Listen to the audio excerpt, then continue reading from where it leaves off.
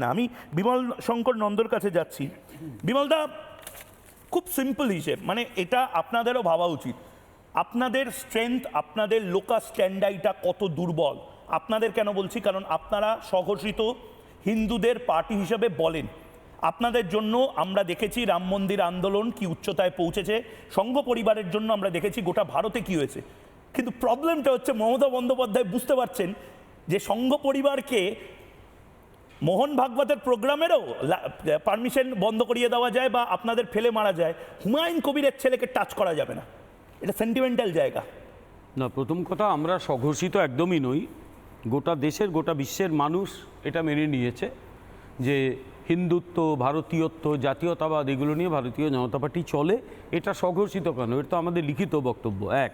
দ্বিতীয় কথা, দেখো এখন তৃণমূলের অবস্থাটা কি জানো তো? ওই দ্বিজ চণ্ডীদাসের একটা কবিতা আছে, খুরের ওপরে রাধারো বসতি, নড়িতে কাটোয়ে দেহ, মানে অন দ্য রেজর সেজ, একটু নড়লেই কেটে যাবে। এরা এতদিন ধরে নিয়েছিল দুধের গাই যে গরু দুধ দেয়, ক্যাঁত ক্যাঁত করে তার লাথি খেতে আমরা রাজি আছি। এদেরই পলিটিক্যাল স্ট্র্যাটেজিস্ট গত 2021-এ বলেছিল 30% দিয়ে তো আমরা শুরু করি। আমরাও দেখেছিলাম নির্বাচনের পরে, হ্যাঁ একটা বিশেষ সম্প্রদায়ের মানুষ এদের ভোট দেয়। এখন দেখা যাচ্ছে যে এখন ওই 30% চলে যেতে বসেছে। সে দুধেল গাই এমন লাথি মারছে আর সহ্য করতে পারছে না। এতদিন তবু সহ্য হচ্ছিল, গরুর লাথি খুব কড়া লাথি। আমি গ্রামের ছেলে, আমি জানি, বাড়িতে প্রচুর গরু ফরু ছিল। গরু যদি ঘুরিয়ে লাথি মারে হাড়গোড় ভেঙে দিতে পারে। ফলে এখন হাড়গোড় ভাঙার পরিকল্পনা করেছে ওই দুধেল গাই, এখন ভয় পেয়ে গেছে। ফলে কি? ফলে কোনো আইনগত ব্যবস্থা নিয়েও না, ছেড়ে দাও, তা নইলে আজ থেকে কয়েক মাস আগে এই হুমায়ুন কবির বলেছিল 30%কে কেটে গঙ্গায় ভাসিয়ে দিতে পারি। এই রাজ্য সরকারের প্রশাসন একদম চুপ করে বসেছিল। কেন? কারণ সেই দুধেল গাই।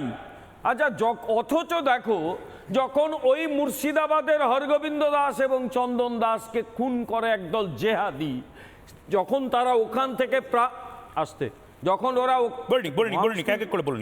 ওরা ওখান থেকে প্রাণ বাঁচাতে পালিয়ে আসে, তখন ওই পুলিশের পুঙ্গবরা, বীর পুঙ্গবরা এখান থেকে তাদের তুলে নিয়ে যেতে এসেছিল।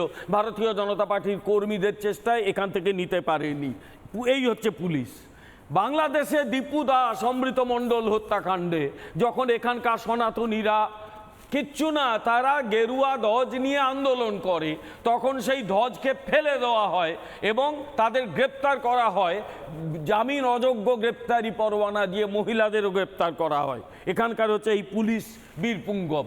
আসলে এখান থেকে একটা বার্তা স্পষ্ট, ময়ূর, এরা কত দুর্বল এটা সাহসের পরিচয় নয়, এটা আতঙ্ক স্পষ্ট বোঝা যাচ্ছে। এরা কত আতঙ্কিত। বামপন্থীরা সকাল বিকেল তুমি দেখবে সিপিএমের নেতা মোহাম্মদ সেলিমের মুখে 4টে লাইন বলে একটা আরএসএসের কথা বলে, আর এই তৃণমূল কংগ্রেস 4টে কথা বলে একটা শুভেন্দু অধিকারীর নাম বলে। এরা মোটামুটি ধরে রেখেছে যখনই কথা বলবে এই দুটো নাম ধরবে। যত দুটো নাম ধরবে তত জনপ্রিয় হবে, কারণ মানুষ বুঝে যাবে এদের আতঙ্ক। সিপিএম যেরকম আতঙ্কে উঠে গেছে, পুরোটা শুকিয়ে যাবার আতঙ্কে, আর মানে অস্তিত্বহীনতার আতঙ্কে, তৃণমূল কংগ্রেসও জানে যেদিন ক্ষমতা থেকে যাবে এদের একটা লোকও আর থাকবে না, এবং সেই দিন আর খুব দেরি নয়, খুব দেরি নেই। কারণ হিন্দুরা এবার দেখতে পাচ্ছে সব কিছু। এই সরকার থাকলে আবার মুর্শিদাবাদ হতে পারে, এই সরকার থাকলে আবার মানুষকে পালিয়ে যেতে হতে পারে, এই সরকার থাকলে যেভাবে চারিদিকে ঘিরে ধরছে আমাদের, এটা পশ্চিম বাংলাদেশে পরিণত হতে পারে। এটা মানুষের কিন্তু একেবারে স্পষ্ট ভাবনা তৈরি হয়ে গেছে। গলাবাজি করে দেওয়ালের লিখন কেউ নাও পড়তে পারে, কিন্তু দেওয়ালের লিখনটা স্পষ্ট। আর কয়েকটা মাস অপেক্ষা করুক, তারপরে মানুষ হিসেবটা বুঝিয়ে দেবে। একদম একদম। আমি নানা ধরনের কন্টেন্ট দেখার জন্য লাইক করুন, শেয়ার করুন আমাদের ফেসবুক পেজ, সাবস্ক্রাইব করুন আমাদের ইউটিউব চ্যানেল। পাশাপাশি অন্যান্য ব্রেকিং নিউজের জন্য অবশ্যই চোখ রাখুন রিপাবলিক বাংলায়।